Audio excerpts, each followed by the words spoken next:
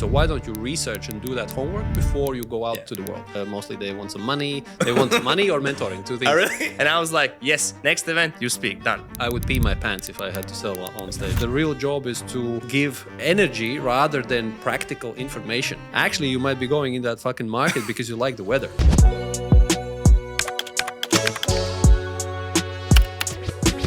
Ladies and gentlemen, we're going to talk about public speaking, and we're going to share 7 actual key takeaways you can use to be better at public speaking and have more impact.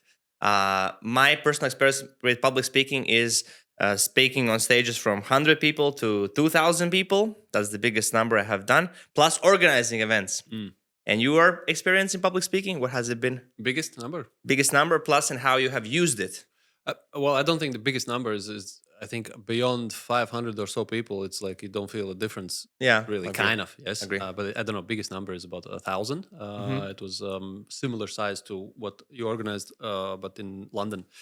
It was a fintech conference. And the other question was... what was the purpose of the speech? Have you also raised money with that? Yeah, or? that was basically, In terms of the first part of my career, when we were building the first business, most of the purpose of why I was doing the public speaking was to raise money or to raise awareness of our company in terms of a PR, that you go to different events, you talk about the business, and then you hope that you can speak to some brokers, some investors, and so on. It's not necessarily that it's like a pitch, a public pitch. I haven't, maybe once I've done like a public pitch of my company, but it was more talking about our business, how we're good, and so on, and then just raising awareness. Cool. Yeah. And my experience is also raising awareness and actually selling on stage. So that's what I don't have. I don't have any experience. Okay. Of So selling we're on stage. different experiences. I would pee my pants if I had to sell on stage. It's tricky. The most baddest thing is that nobody buys, or people like are not kind of going ahead and buying a lot. Yeah, but I think to get to a point where you are able to confidently sell something on a stage, as opposed to just keep your shit together and like go through your speech, that's already a next level. So we're jumping into the masterclass, right? Yeah. I think I definitely want to hear like the basics or the beginnings of, for example, your public speaking experience, because I think you're definitely one of the best public speakers in Latvia, for sure, in the business environment.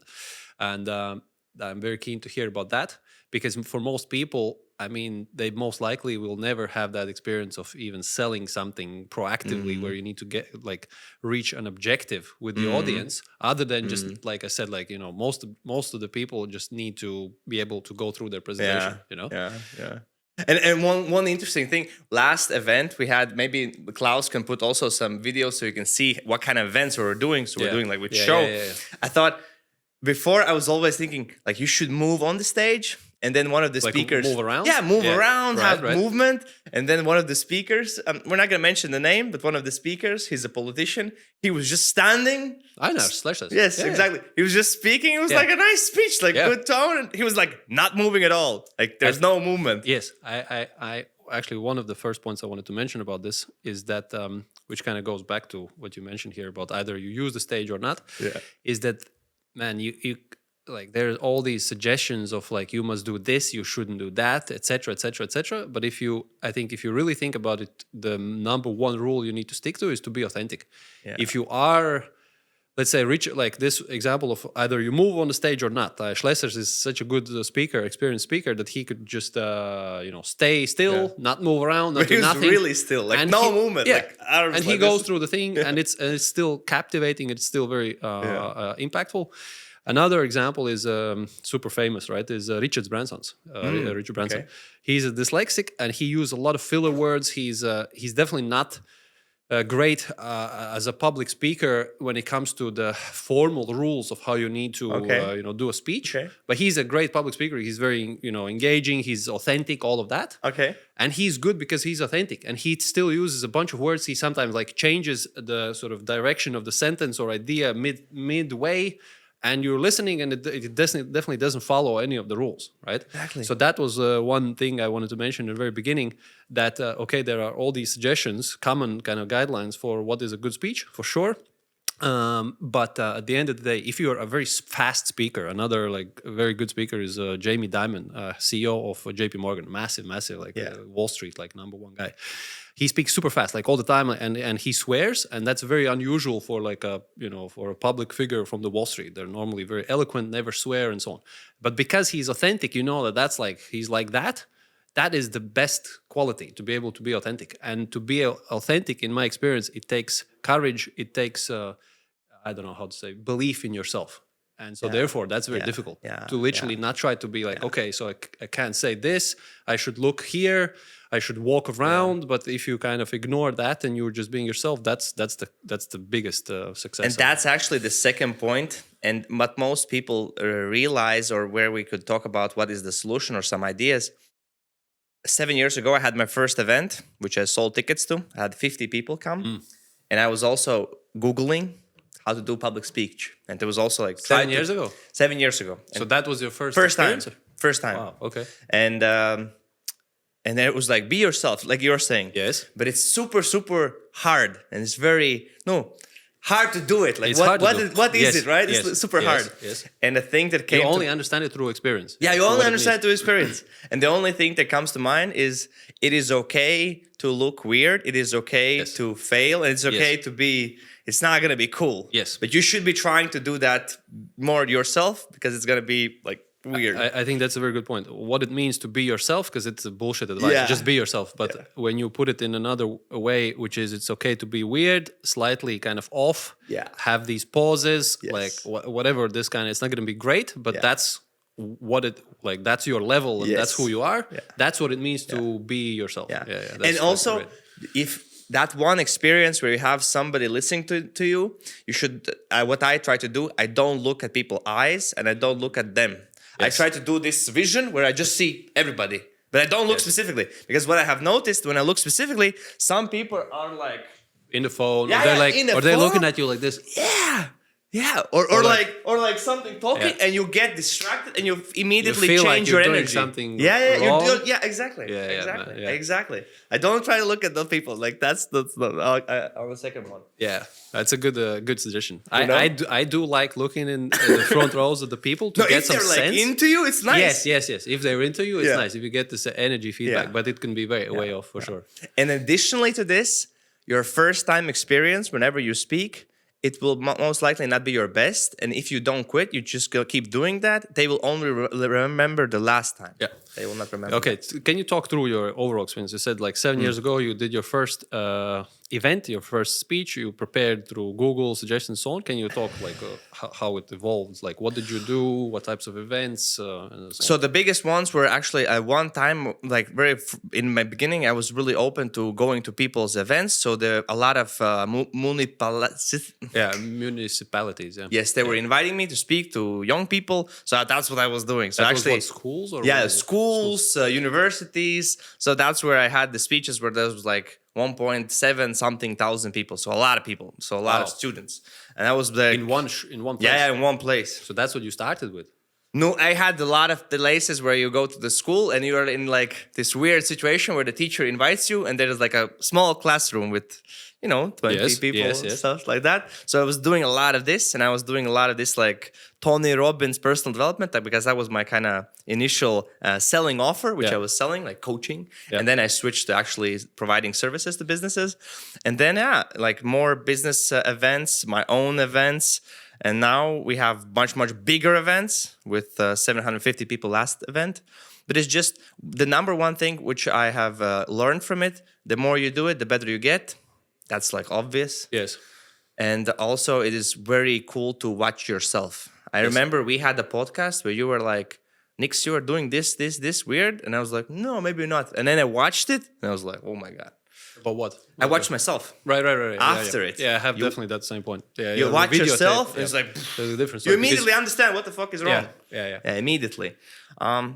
Okay, a quick question. So in that experience, how, like, number one thing, because there are obviously different levels of speakers. There are speakers that are very used, like experienced. Their objective is to sell, like you mentioned, and then there are speakers that are like, barely like fucking shivering, and able to complete a sentence and everything in between.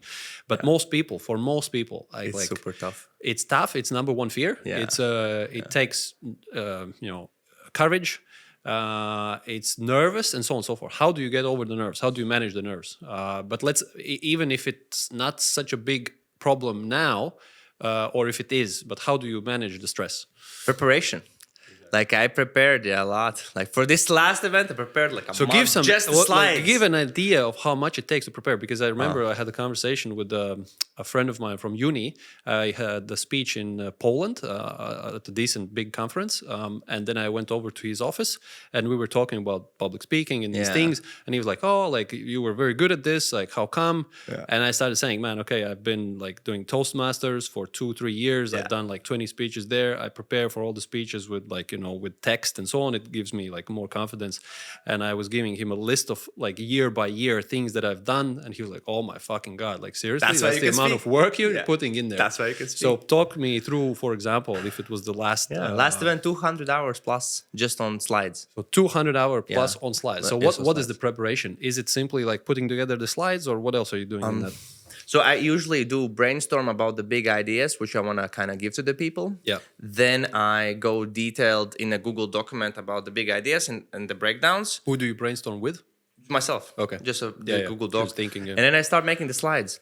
And for this event, we did something also new. We had this like hot seat, which is also like completely new concept. It was very good, actually. Yeah. You liked it? Yeah. Ah, interesting. Yeah, I did like it. This is something like different, right? Yes. And for that, you just prepare something and then you just wing it. Yeah. How to say, improvisation. Yeah, improvisation, because you don't know what's happening. Yeah. Because the people also were like, at the end, they were like, should I leave the stage? What should happen? Yeah, because there's no like end.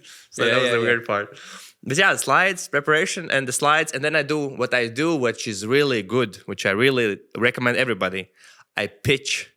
1 week before this event, I gather team and I present. Okay. Shorter version, the same slides. Yes. And I ask 3 things. What did you not understand? What did you like from the presentation? What do you remember? Okay. And then what they don't understand, what did you not understand? What you like? What you remember? Yeah. Okay. And if they say, I didn't understand this, or I didn't, what is this? Just take it out or just change it immediately. I changed like a lot of slides based on that. Just a few questions here. So number one is rehearsing. How much do you actually rehearse? Each speech 1-2 times before. 1-2 times. Okay. But speak, like doing the speech. Yes. Okay. Maybe because yours is way longer, I do more rehearsals, like so that I kind of remember it fully. But okay, so that's interesting. You rehearse each speech a few times. Yeah. Yes. The other very interesting point is, which is a common suggestion and a tip for people who train public speaking, is to rehearse in front of a familiar audience, friends, family, Yeah, whatever. exactly. Colleagues. For me, it's the worst. Ah, really? Yes. The last thing I would want to do is rehearse my speech in front of my whatever people that I know very well. That creates more stress. And it's actually interesting. I found a statistic or whatever, like a YouTube video, which was saying people, when it comes to suggestions for public speaking, what feels comfortable and what doesn't feel comfortable, is they're split in two. There are people who love preparing with an audience that they know very well, like friends who don't care if you fail or forget or whatever, get nervous and so on. Versus people who prefer to speak to complete strangers. I'm in the and that was like the first time I realized this suggestion. Oh, you always just speak in front of like some friends or whatever in some friendly audience. It's not a bullshit suggestion. It's just it applies to some people and it completely doesn't apply to other people. So for me, I feel the more confident I feel is when I have strangers in the audience. Not people that I know. Interesting. And it's probably, less common that there are people like that versus what you suggested. But it's an important thing. So if you feel like speaking to, friends, family is the worst thing, then that's normal. Yeah. Because and how to get better at the skill really fast and by practicing is like, if you have a team, just talk with them, present something every Yeah. week for them. Like that's Yeah. what I also do. Every Yes, week yes, I present yes, yes. something. Like Yes, all for the sure. time. You know? That's what I did also in the first business. We had these Wednesday, whatever, all staff. Yeah, and you're Until they got presenting, to 20 people, and then it was just a bit irrelevant because we spoke about strategy that like call center operator didn't care about. So we kind of like, but for like 2 or 3 years, we did these all staff, Wednesday meetings. Everybody, right? And at the end, you're not thinking about it at all. Because it's you're like so normal. used to it. And Yes. that also brings the muscle. It scales the muscle. Yes. So let's go to the next point about public speaking, which will be beneficial to everybody if they want to be better. This is something I learned from a public speaking coach. Okay. So you had a Imagine public here- speaking coach? Yes. Yeah. That was Imagine for you, or it was like a YouTube course or something? Or it was specific? no, it's a YouTube course. Okay, YouTube okay. course, Yes, yeah. okay. So imagine it's a piano, Yes. melody, the tone. Right. Hello, sticks. It's here. It's a melody. What most of us speaking, what we try to do is like one tone. Yes. But you Monotonous. Yeah. We should try to play with the voice. Yes. Yes. Man, this is a very good point. Again, it takes before you can think about things like your tonality. If you're not experienced, to just not be nervous and not even talking about hand gestures and so on. I remember first speeches I did. That was like not talking about school or some stuff like that. The kind of conscious training that I did with public speaking started with Toastmasters when I moved back to Riga from the UK. I joined Toastmasters. Fantastic. Like if you want to learn public speaking and you don't have the options, people don't invite you to things, you don't have that option at work, go to Toastmasters. It's possible. It's available in Riga, in most cities across the world. And I remember first speech, it was also outdoors. And like I was so conscious of my hand movements that I thought that they're like some fucking like I don't know like wings that I can't move, and my voice was low. It was monotonous, like you said, and some people were like constantly saying like speak louder, and for some reason I couldn't. I would speak 2 words louder, and then I would go back to this previous voice, man. And so I totally agree with this tonality. But again, it takes experience simply to get to a position where you can think of it consciously, Yeah. But yeah, it's important. And the thing that I noticed that helped me, because I was really conscious about this event, is just pauses. Yes. Yeah, just pauses. Absolutely. Pauses. And again, for me, it's scary to make these pauses because you think, fuck everybody. Yeah. But that is a great option for people to actually take in the information. My I think biggest or one of the biggest problems was that I naturally speak fast, and also in the speeches you get more nervous. You speak fast. Yes. I always want to pack too much information in too little time, and then again it takes experience to remember. Okay, less is more, less is better, and pauses. Yeah. I know. The next thing which we're gonna share, and I'm gonna share my own mistake. The third tip is to engage the audience, work the audience. I think I will share my mistake. So my mistake was I was telling something. Who of you wants to do this? If they raise hand or say yes. Yeah. And then what my mistake was, I was like, "Oh, you people who didn't do this, what's wrong with you? Why participate?" My mistake. Right. The best approach would be to just reward those people who do engage. Right. As opposed to punish or point out those that don't. Okay. That was my mistake. That's what I'm going to switch next on, because it was really like punishing those people. I was like, what is wrong with you? Yeah. This is not right.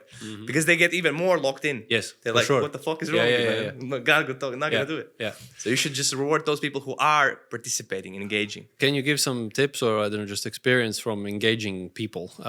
Because it also takes practice to have the confidence to like ask something. You have these pauses, have some unexpected whatever. The more simple, the better. And what I have noticed, really simple. Just like raise your hand, yell yes. Yeah. Or we could say yell sharp. Something really super simple. Like I remember when I was like 2 questions. I asked 2 questions and I was like nobody's like understanding what do you want from us? Yeah, Very just like simple. super simple. Yeah. Who understands this? Does this make sense? Like super. Yeah. Another point that I kind of again on the other side of the spectrum with the engaging and being active and very energetic. I had a coach who was very mellow, and he was like the exact opposite of me, like slow speaking, very mellow, not low energy, but very calm, right? Sometimes a bit like I was like falling asleep when he was talking, but but he was a experienced lecturer, very experienced public speaker, very experienced, Okay. like a professional, speaking all his life. And he said again, basically going back to the authentic point, that he said, okay, the slowing down is very powerful rather than speeding up, and he said, like, I'm not kind of hyper energetic by nature, but being still and calm oftentimes is more powerful than Yeah. being like hyped and Yeah, all of I that. agree. And that again goes back, if you are naturally calm, steady, and so on, that's perfectly fine. Yes, and it can be very powerful. So that's just Completely agree. It's like you should try to be yourself. I am naturally this like little Yeah, weird guy, exactly. like Yeah. usually. Yeah, It's yeah. like I play to my strength. yes. Tom, let's talk about right now specific things why this kind of doing one-to-many selling. And there's like 4 ways to do this. Like one is you could run ads to get customers, content, cold outreach, and basically doing this, like using audiences, speaking in front of audiences, getting people to buy. There are a couple of things which I want to mention. Number 1 is the silent sale effect. Okay. What does that mean? You're speaking, presenting, Yeah. giving value. The most important thing is giving value. Yeah. You're actually creating sales in the back end because people notice you and people want to do business with people they got value from and they kind of saw on stage, because the stage also makes a psychology effect that I'm like higher than Yeah. you. Yeah. You're sitting, and that's a cool effect, the silent sale. So you're Silent sale. Yeah. the silent sale effect, basically you're kind of pre-selling people that they want to do business with you or get something from you. And you had a great experience where you finished the speech, you told people that you're going to be backstage. Yeah. And what happened? Yeah, that's interesting. In most cases with your events, because people are very engaging, I guess they're just like proactive. They want to get new information, which is not the case in other events oftentimes. But what happened was that I had to speak for, I think, 2.5 to around 3 hours, just nonstop with people that were in the backstage, which was very cool. It's very nice and rewarding. And also takes a lot of energy because everybody wants something. They have like some idea that they want to pitch. Mostly they want some money. They want money or mentoring, 2 things. Oh, really? Yeah. That's at least, I don't know. Somehow Did they it's- blatantly ask you also the number? No. Oh, okay. In most cases, they just ask, okay, do you consider investing in this kind of okay. area and so on? Okay. No. It's usually very professional. and Because so on. one guy came to me, I'm like, I have an idea. I need $1 million. Should I talk to these Matīss guys? Really? Yeah, he's like, I need $1 million. But that's what happened, and it's very good. It can open up, new relationships, options, and so on and so forth. What is though, there are some suggestions when you are in a position where you need to ask something in this high intensity, like event type of environment. Be very quick. Don't talk about 5 minutes of your life story and shit, and then forget about what you want to ask. Be very quick, specific, specific. One, and second, what does surprise me oftentimes is that how little research and effort people have put in a way that it is easy for them before they go to an event, which is effort, right? You have to pay money, you go there, you need to speak to, somebody and so on. Yeah. That's a lot of effort versus figuring out, for example, about, I don't know, how to put together a business plan, right? So a 20-year-old would come to me at the event and would ask, like, how would you prepare a business plan? Man, you can understand how to prepare a business plan by sitting 2 days on Google, OpenAI, YouTube, and you have a good, competent view. So why don't you research and do that homework before you go out to the world? That's just a suggestion. But yeah, anyway, that's off topic. But But how was it? Like, what did they kind of... how many people did you kind of speak at? I spoke with, right after the event, I spoke with at least, I think, 20 Nice. people. Yeah. Nice. Yeah. Other events, they don't come to you like that? No, they do, but I think but the one before also there were quite a lot of people, but this one there were more people. I spent these 2.5, 3 hours. It just flew by very quickly. Last event, it was maybe like an hour and a half of me speaking afterwards. I don't know what Maybe the dictates that. difference is, I was asking one for a friend of mine who was also on all 3 events, which we have had. One was 600 people, 600 right now was 750. He was saying the biggest difference between you and Tony, and I was asking him specifically this question, Tony Robbins, basically. Yeah. He said, Tony Robbins always kind of makes people move every hour. Like somebody moves, makes some, movement. Yes, because you can't sit all day, right? Exactly. So that's why we pay the dancers around 2.5 thousand to participate in the event, 4 girls. And that maybe created this more energy. Activity, more, energy. More, like more kind of, realizing I think what's that's happening. a very good point. Yeah. And I also, like the thing that I am doing, I'm always trying to improve it. And just by asking people who have had experience with something better. Yes. Absolutely. 100%. Yeah, cool. Okay. Now, let's talk about the next thing, which is the next thing is the viral speaking strategy, which is no stage needed. Once you have been to the event, what will eventually happen? Most likely, you will have 20 to 1 hour worth of content, of video content, of you on stage with people, etc. And this you can cut it up in shorts and use it to grow your company, get viral, like public it. Like those are called the micro speeches. I'll add a little bit on this. First speech that I remember was recorded with me in a conference. It was in Austria in some sort of niche fintech thing. I was like also very nervous because it was like recorded. So I thought like I have to fucking make sure it's all good. And so before you get to a point where you can video, like have a record of you speaking on a stage, that's also kind of, for me, it was like added level of stress because I know it's recorded. Yes. Yeah. So before that, make sure that, as you mentioned, when you're rehearsing, like you videotape yourself many, many times, and you just understand, okay, like this is fine, this is how it looks like, I get it, and that's it. And don't just jump into a bigger stage that it's all recorded because it's just gonna add to the stress. Yeah. And next tip is use speeches as business assets. So here I want to show you how I'm actually like using it right now. So have a landing page already made with the headline, which is basically how we're helping service businesses to reach 10,000 or 100,000. Our experience, people sign up, click to give us their contact information. And right now, what do they get? They get the speeches. Right. They get the recordings from the event. Yeah. And immediately, boom, I have an asset.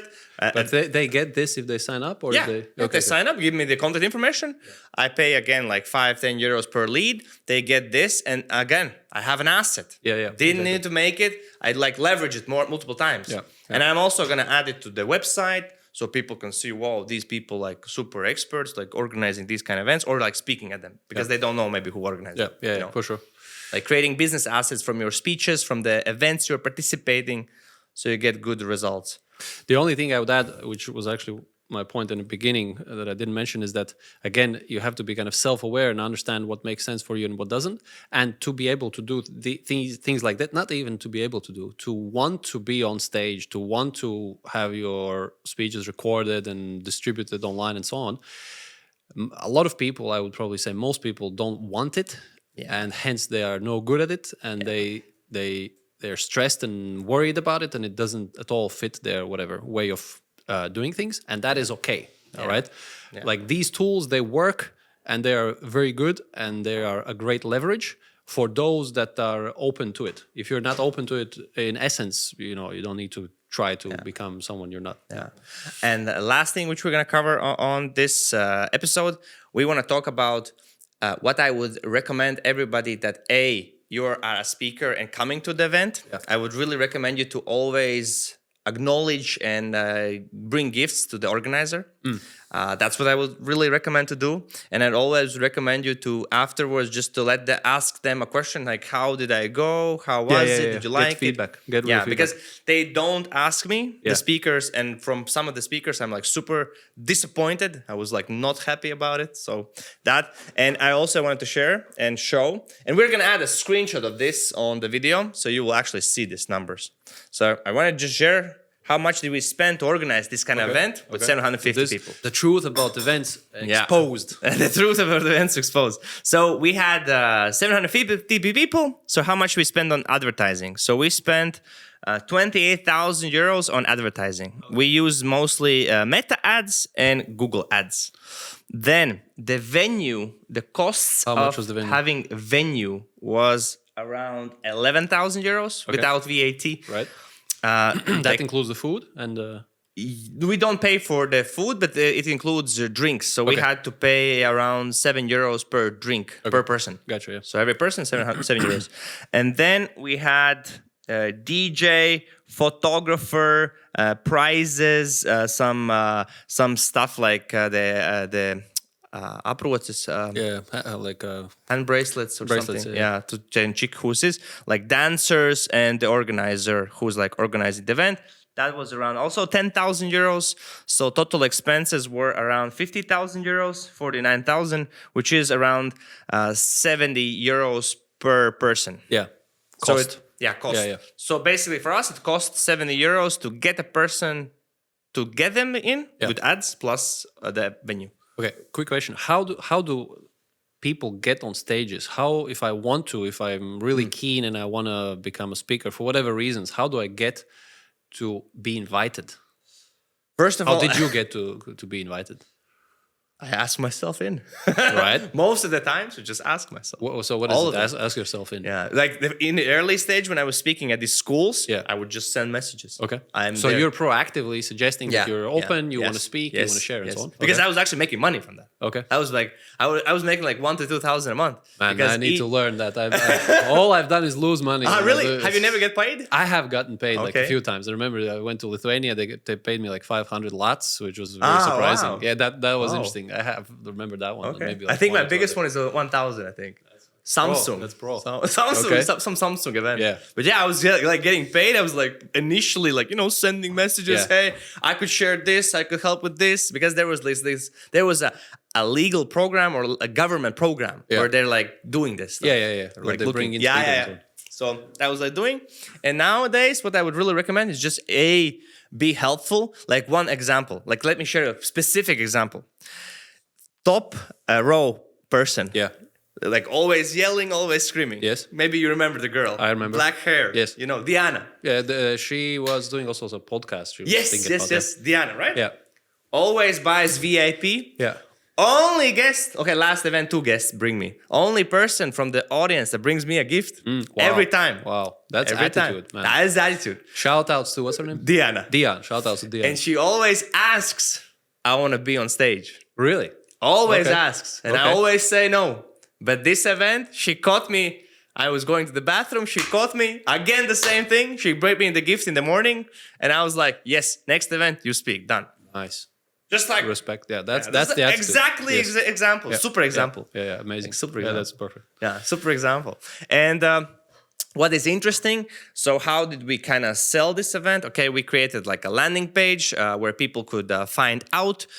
The thing that I have noticed that helps the most to kind of get sales on these kind of pages Yeah. is every 12 to 15 days, we had price increase and timers Okay. and deadlines. Yeah. And that those 2 days before, it just like spikes again ticket sales. Okay. Like people do still like really respond to urgency and scarcity. Yes, Yeah, urgency, scarcity. And that's like what I really recommend. What's the most difficult about organizing a live event like that? Not necessarily most stressful, but the most difficult part is what, to get the people. Getting people. Yeah. It's So- like I spend so much time like creating ads, running ads, checking the page, adjusting the page, talking about the page. Yeah. Like Yeah. that's the biggest one. Getting speakers, no. Yeah. Organizing. Also, I have a person who was doing it, Maria. Maria, So yeah. again, it's like super helpful. Like if she was not being there, of course, that probably is Very tough. It will be a lot more tasks on you. Yeah, a lot more. But getting people is the biggest one. So that's why my idea right now is to find somebody who could be like a partner Yeah. who does that, Yes. who's like a promoter. Yeah. And the only thing I need to do is like show up, But do you bring think value. it's possible even in Latvia to have somebody that's better promoted than you? I don't, man, because you're a great promoter. So like, who's gonna do that better than you? It's it's. But there quite a is question. like this There are. conference, like EBITDA. They're like, I think they get like also. EBITDA, yeah, I've spoken there 500,000. like many years ago. Yeah, they A have, lot of people, right? but not. I don't think that it's like more than Yeah? what you have. No, I don't think maybe. so. I remember speaking there. There were 400 or 500 Really? people. Ah, Yeah, so less. Yeah. But I think also the other events are also inviting a lot of people for free. They're not even charging. Right. That's Okay. why they're getting a lot of people. You know, and do they sell again then? They don't or- sell on events. Okay. That's the difference. Yeah. What was telling?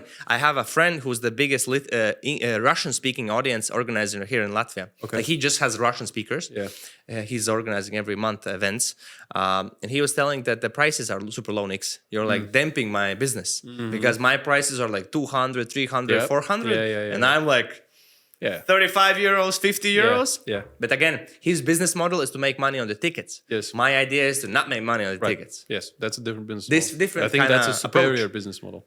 I also think, right? Yeah. I mean, But you it's get tougher. It's tougher. It's tougher, but I think also if you would open doors and like people would just come in for free, then you're kind of, how to say, like you're diluting the whole value and the types of people, because the types of people we have in your conference, they're distinctly high energy, they want to do stuff, they're like open, engaged very much, because they've spoken to different people, different events and so on, and you can just feel the energy. Like most of them are just like sitting, okay, like whatever, and you're trying to be kind of like funny, whatever, jokes and shit, but with your audience, they're very engaging, and I think that's... And also one more thing, I said I'm gonna get 1,000 people. Right. I didn't do that, which is bad, but I'm again, okay, it's no problem. Yeah. At least we beat the last number. Yes. But I noticed the key difference. The price was 2 times higher than the one before. Ah, really? And that was actually, I think, the biggest, because I was thinking... Sorry, the price was 2 times higher for the last event? 2 times higher than last event, yeah. Okay. Yeah, 2 times higher. Very good. Yeah, we made more money on ticket sales. Yeah. But again, it was more tougher to get those people to buy. Yes, okay. I got it you. was super different, because I was thinking, okay, we have this experience with 600 people, the videos, even everything. better for... and then more people, but it's like, there was like a gap. I noticed when the price was, the lowest ticket was 99 euros 1 point for a couple of days. And then we switched to 69 for the lowest price. I just immediately saw like people not buying so much. Yeah. Immediately. Okay. And what's the feedback from the event, from the people? Okay, we know the speaker feedback, but... Great question. Yeah, what did they say? Last event, I just asked one question. How do you rate the event from 1 to 5? Like simple question. This time, I actually was smarter. Okay, I'm maybe not going to find a survey. So I was asking multiple questions for people. After the event, there was a form they can fill out. The questions were, how did you rate the organization? How do you rate the content? And how do you what kind of value and emotions you got from the event from 1 to 5? Yeah. And we got 4.4 on the organization, 4.6 on content, and 4.7 or 4.8 on emotions. Okay. So emotions was the biggest one. Okay. I think because of the show, the music, DJ, the vibe, Yeah, but I got multiple feedback. And what I also did differently... How many people would the... 70 people voted. 70. Like Okay, 10% so voted. 10%. Yeah. And what I also did, what was different than the first one, I was just, which speaker do you like? And you can only click one. Okay. This one, I said checkboxes. Yeah. Which speakers gave you value? Yeah. So there are multiple people you can check, and I was seeing much more better data about who they liked, didn't like. Yeah. That was also some adjustments I made, which is also nicer to kind of see. Yeah. Better insights. Yeah, better insights. And then I was asking, what else do you want to learn, see, so you could come to the next event? And also got feedback what they want. Okay. And what like any... They want more practical demonstrations. They actually like the hot seat, where actually like a business comes on stage, not me or not you, and just like show data, and then we just give feedback. Yeah. You know, the only last comment is that it's as for a speaker, it's always like you want to add value, you want to give something that's useful. Yeah. The wider the audience, the less likely is that you're gonna serve something of value for everyone. Yes. Because there's different levels, there's different ages and so on, and the shorter the time, in 15 minutes realistically, especially in your live speaking, then always everything takes longer. These pauses, the interactions and so on. Like if you just speak like, reading something, you can fit in a certain amount of information in 15 minutes. On live stage, there will be like 5 minutes extra, just the engagement. So you have actually less time to pass on the information. And it feels like it's hard to give something very insightful, very kind of like practically useful in 10, 15 minutes or 20 minutes. And therefore my conclusion is that the real job is to give motivation, inspiration maybe also, but like kind of like energy rather than practical information. That's what I kind of feel like, because I feel like my ability to give that practical information for that many people in that short of a time is very limited. I can mention like one model that I use in decision making, and I could speak about it for an hour, right? And for 15 minutes, I'm just touching the surface. That's my feeling always, that I'm struggling with whether I like it's practical enough. What do you feel? What would be the best time frame? What do you think? For a speaker? Yeah, like specifically for you, like because you're gonna come to the next one. You're gonna speak. Like, what do you think? I think probably over 30 minutes, 40 minutes, 50 minutes. If the objective is to give something of practical value that you kind of use, as opposed to entertaining. Right? Because in 10 minutes or 5 minutes even, you can be very entertaining. But to give something of very practical value, I think it's 15 minutes is very little. Yeah. So double that. So 40, 50, right? Yeah, And maybe multiple blocks. Yeah, Because probably. the mistake I made, we had 8 speakers, including me. So we're not going to do that. Next time, maximum this much, 4. Maximum. Yeah. A bit more in detail, less scope, less number of different speakers. I suppose also for the audience, it's like the pace is pretty quick. They're changing, everything's happening. So it's a bit hard to kind of sink in and take it in. It's not needed, right? What do you think? Yeah, I don't think it's You think- needed. I mean, again, if some people go there for just the excitement, there's somebody coming and there's next thing, then there's a bit of show and so on, and you're not the objective is not to have information that you can employ in your business practically, but the information is to feel good, feel energized, which is a worthy, very useful objective. Meet new people, then I think it's fine. Then you can have like one person, a different person, and so on. It's okay. But if the objective is okay, like I want to practically figure out, okay, I fundraising, I could talk about it for days and days, and then I can speak about an hour about fundraising, and it's less about getting excited or inspired, but it's more about, okay, like what do I do tomorrow because this guy told me on stage that this is how you do fundraising. Then that's a different objective. And I like how you said the objective. Like, what is the objective? Why do I organize the event? What's my objective? My objective actually was to sell a gajillion people. That was my objective. And I was like listening to you, like, why didn't we speak before the event so we could cut the speakers? I mean, Right? but again, I What's think the it's objective? cool to just do things and then see how it goes and then adapt. And this is a so real on. example, right? Yeah, exactly. It's a real example because what's It's my objective? that is an experiment in itself also, like, because you're doing stuff and then you figure it out and then maybe, and it's also perfectly normal, it's not about public speaking or events, but it's perfectly normal to not know why you do stuff. And people always in business, everyone wants to be rational. Everyone wants to say, okay, like I'm going in this market because this and this and that. Actually, you might be going in that fucking market because you like the weather. And then you're rationalizing everything else. Or oftentimes you just do some shit and then it takes some time and you understand, okay, like actually I'm getting this and this out of this experience and that's why I'm actually doing it. That's why I like it. And you not necessarily understand why you do things beforehand, and that's perfectly normal. And my logic was, I'm going to add more speakers and they're going to bring more sales. That was my logic, no, it didn't happen. And I also specifically had ads from different speakers and I was running them. Right. The only ads that were working were your and mine. Right. Yeah, man. That was so interesting. I was thinking they have people. Yeah. And also Einars, he also was getting some sales because some people came. He was like, I really want to just, see the guy. That was interesting, surprising. It was a nice ego boost. Is that quite a few people afterwards said that they came to specifically hear or see me. Yes. Like, okay, cool. Like next because time, you were a lot of ads. Next time I'll have exactly. Next time I'll have a leather jacket. But yeah, it works. Cool. Ladies and gentlemen, hope you enjoyed this episode. Hope you have a lot of takeaways and see you in the next one.